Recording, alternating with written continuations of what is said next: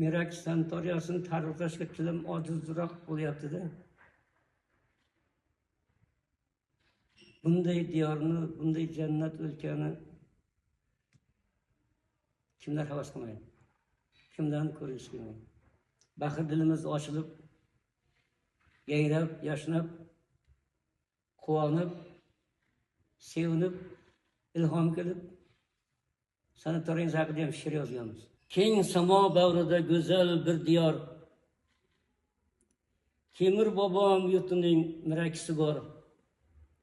Jannatni qidirib olamni kezma, ixlosmand kishiga tolib bo'lar yor.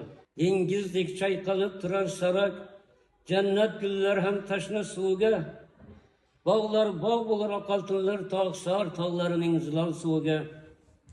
Zilol suvlari-yu go'zal bog'lari shoir qalb dillarga beradi ilhom, shifokorlarining nozik qo'llari tanga darmon bo'lib dillarga malham. Asl odamlarning asli shunda, olamning eng jannat fasli shunda. To'linoy ham rashk qilib boqqanda qiyo, dilbarlar dilbarin dilbari shunda. Bu dunyo shundayin armonli dunyo, armonsiz o'tasiz bir bor kelsangiz, kamtarin beg'ubor insonlar ila bahri dil ochilar suhbat qilsangiz.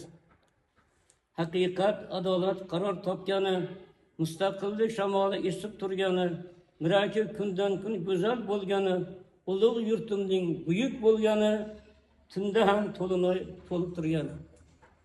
Allohga ming bor shukr. Kundan kunga O'zbekistonimiz gullab yashnayapti.